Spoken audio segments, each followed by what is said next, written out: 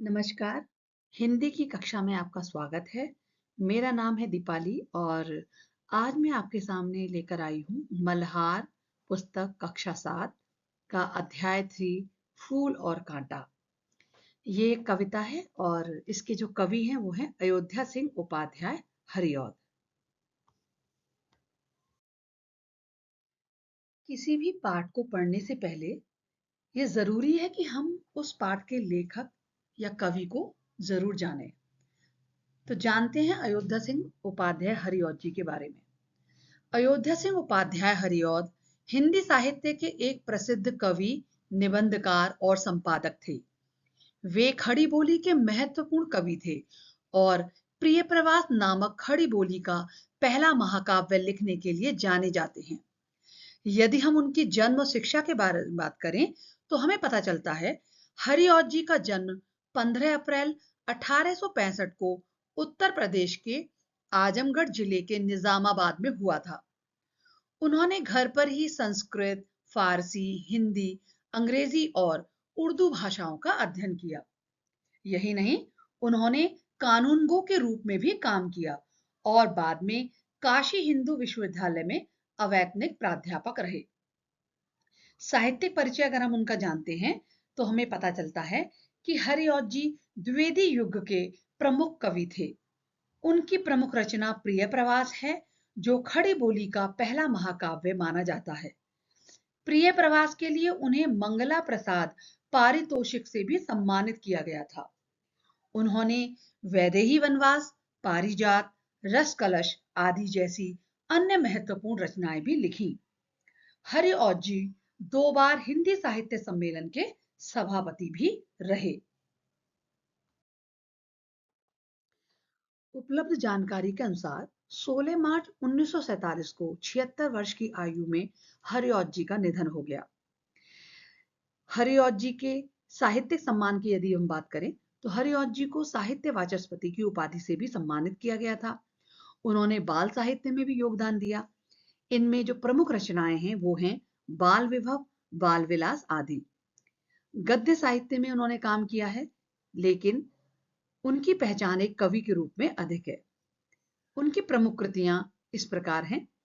यदि हम काव्य की बात करें तो प्रिय प्रवास उनका प्रसिद्ध काव्य संग्रह है। इसके अतिरिक्त उन्होंने वैदेही वनवास, काव्योपवन, रस कलश, बोलचाल, चोखे चौपदे, चुभते चौपदे, पारिजात, कल्पलता, मर्म स्पर्श, पवित्र पर्व, दिव्य दोहावली, हरिऔध सत्सई आदि काव्य लिखे हैं। उपन्यास में ठेठ हिंदी का ठाट, अधकिला फूल। नाटक की बात की जाए तो रुक्मिणी परिणय, प्रद्युम्न विजय, व्यागोग ललित। निबंध संदर्भ सर्वस्व। आत्मकथा रचनाओं में इतिवृत्त। आलोचना की यदि हम बात करें तो हिंदी भाषा और साहित्य का विकास, विभूतिमती। और ब्रजभाषा संपादन में उन्होंने कबीर वचनावली का संपादन किया है। आइए अब हम सब मिलकर कविता का वाचन करते हैं। हैं जन्म लेते जगह में एक ही पौधा उन्हें है पालता। रात में उन पर चमकता चांद भी एक ही सी चांदनी है डालता। मेह उन पर है बरसता एक सी उन पर हवाएं हैं बही। पर सदा ही यह दिखाता है हमें, ढंग उनके एक से होते नहीं।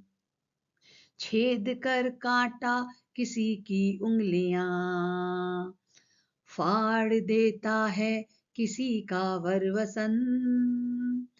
प्यार डूबी तितलियों का पर कतर, भंवर का है भेद देता शाम तन।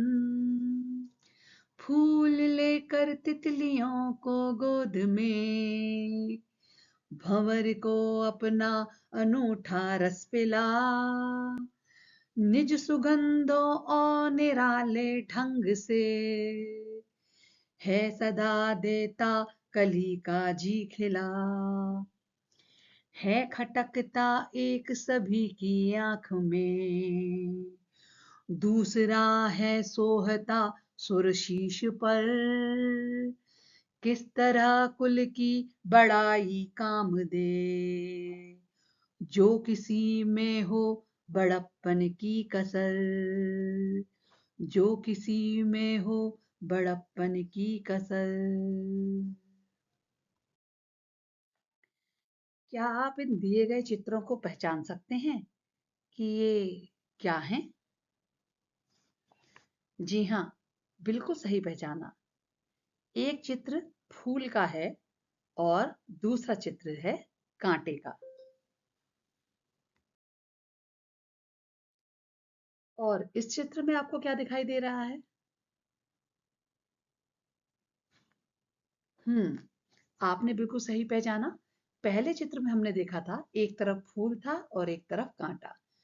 इस चित्र में हम देख रहे हैं कि फूल और कांटा एक ही पौधे पर हैं, अर्थात उनकी पनपने का स्थान एक ही पौधा है, लेकिन फिर भी उन दोनों के ही स्वभाव में, दोनों के ही कर्मों में हमें भिन्नता दिखाई पड़ती है। इस कविता का मुख्य विषय फूल और कांटा है। फूल और कांटे एक ही पौधे पर जन्म लेते हैं, दोनों को समान देखभाल मिलती है, समान चांदनी की रोशनी, समान वर्षा, समान हवा, फिर भी उनके स्वभाव में अंतर है। समानताएं, दोनों का जन्म स्थान एक ही जगह होता है, पोषण एक ही पौधे पर मिलता है, और जो प्रकृति का व्यवहार है वो भी उनके साथ एक समान रहता है। फूल और कांटे के स्वभाव में क्या भिन्नता है? यदि हम फूल के स्वभाव की बात करें तो हमें क्या प्रतीत होता है या हमें देखने के लिए मिलता है कि फूल सौंदर्य और सुकुमारता का प्रतीक है, भौरों को, तितलियों को अपनी ओर आकर्षित करता है, सुगंध और रंगों से वातावरण को आनंदित करता है, साथ ही परोपकार और प्रेम की भावना का प्रतीक भी है। यदि कांटे की बात करें तो कांटा चुभन और कठोरता का प्रतीक है, उंगली को छेद देता है, वस्त्र फाड़ देता है, तितलियों के पर काट देता है, साथ ही भौरे के शरीर को बेधता है।